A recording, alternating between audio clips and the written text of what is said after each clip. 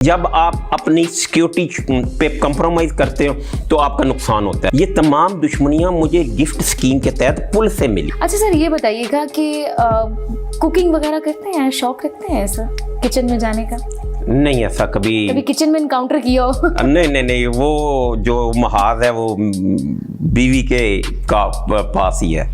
मौसम कैसा पसंद है आपको? सही बताऊं तो सर्दी।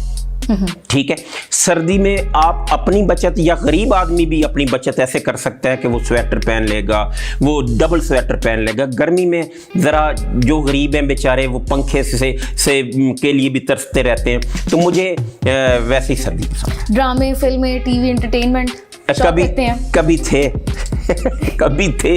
अब नेशनल ज्योग्राफिक चैनल या इस तरह की डॉक्यूमेंट्रीज जो कोई आपकी इंफॉर्मेशन में इजाफा करे तो वो अब आप भी बॉक्सर ऑब्वियसली शॉपिंग के लिए तो निकलते होंगे ना? नहीं, कभी भी नहीं, खुद से नहीं, कभी भी नहीं गए। मुझे दो माह किसी वक्त हो जाते हैं, क्योंकि जब आप अपनी सिक्योरिटी पे कंप्रोमाइज करते हो तो आपका नुकसान होता है। जब आप सिक्योरिटी लेके चलते हो तो लोग उसको तरह तरह का नाम देते हैं। जैसे अब मुझे सिक्योरिटी की ज़रूरत है अपनी, ठीक है, मैंने कभी भी पुलिस से नहीं मांगी। असूलन क्या मैं इस शहर का शहरी नहीं हूँ? क्या प्राइम मिनिस्टर की ज़िंदगी मेरे से ज़्यादा अहम है? क्या आईजी की ज़िंदगी मेरे से ज़्यादा अहम है? अगर वो अपनी सिक्योरिटी लेके फिर सकते हैं, मैं क्यों नहीं? या तो मेरी ज़ाती दुश्मनियाँ हों। ये तमाम दुश्मनियाँ मुझे गिफ्ट स्कीम के तहत पुलिस से मिली, ठीक है, पुलिस मुकाबलों की वजह से मिली। तो मैं अपनी जब सिक्योरिटी लेके जाता हूँ तो लोग उसको तरह तरह का नाम देते हैं। कोई अच्छे तजिया निगार हैं तो वो उसको कहते हैं यार इसने अच्छे सिक्योरिटी का अपना सिस्टम किया हुआ है। कोई नाकदीन है तो वो कहते हैं लो जी बदमाशी कर रहे हैं, वे खुद 2 3 4 5 गड्डियां ते जा रहे हैं तो गनमैन विच बिठाए। तो इस तरह के मामला से बचने के लिए मैं कोशिश करता हूँ कि मैं घर से काम निकलूँ। डिपार्टमेंट में अभी भी आप जैसे जरूरतमंदाना लोग मौजूद होंगे, उन्होंने कभी आपसे ट्रेनिंग लेने की कोशिश की, कभी कहा हो कि हमें भी कुछ बताएं, सिखाएं, या कभी आपने खुद से सिखाने की कोशिश? बड़े बड़े हीरे मौजूद हैं। एक वक्त ऐसा था, नवीद सईद, आशिक मार्त, आबिद बॉक्सर, उमर विर्क, राना फारूक और बेशुमार और लोग ऐसे हुआ करते थे। जैसे उनका एक परसेप्शन ये क्रिएट हो गया था जैसे इन्होंने लाहौर सर पे उठाया हुआ है और इसके बगैर लाहौर नहीं चल सकता। देखें, मेरे और उमर विर्क के अलावा सब शहीद हो गए, तारक कंबोज जैसे बंदे शहीद हो गए। तो क्या लाहौर गिर गया? हीरे मौजूद हैं, तराशने की ज़रूरत है। बिल्कुल सही है। कभी घर के अंदर से आपको खौफ की फिजा नहीं है? कभी आपकी फैमिली ने नहीं कहा हो कि बस कर दे, पीछे हट जाए, ना करें?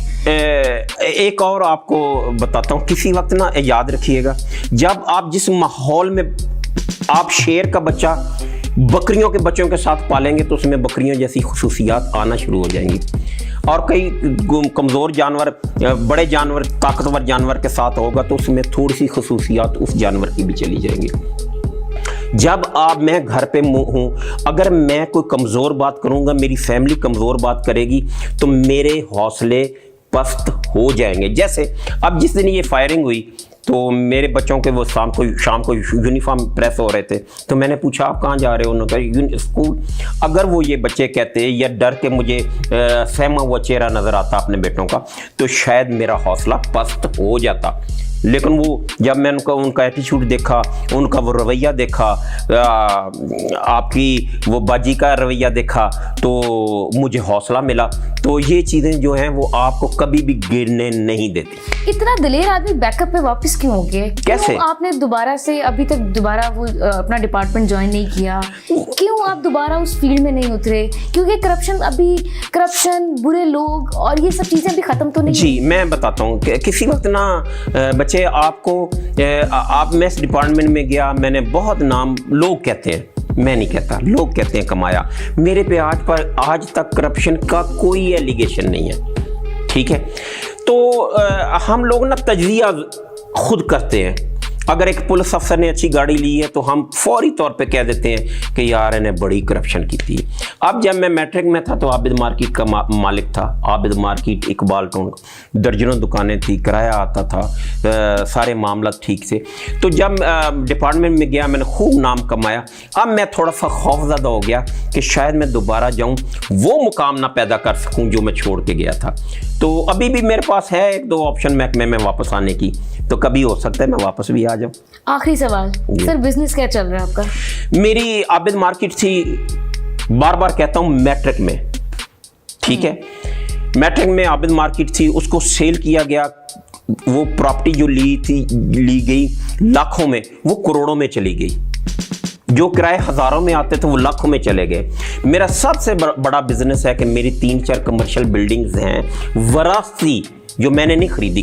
SBR में उनका वो रजिस्टर्ड है, उनका हम लाखों रुपया टैक्स देते हैं। उनके किराए से मेरे बच्चे भी बाइज्जत तरीके से पल रहे हैं, मैं भी बाइज्जत तरीके से अपनी सिक्योरिटी और अपनी ज़िंदगी अच्छे तरीके से गुजार रहा हूँ। फिर साथ आप हल्का फुल्का प्रॉपर्टी का इस तरह का बिजनेस कभी कभार करते रहते हैं, आपको चांस मिलते रहते हैं, लेकिन वो हवस ख़त्म हो गई है जो 2 को 4, 4 को 8, 8 को 10 करने वाली है। बहुत शुक्रिया सर, बहुत शुक्रिया आपका।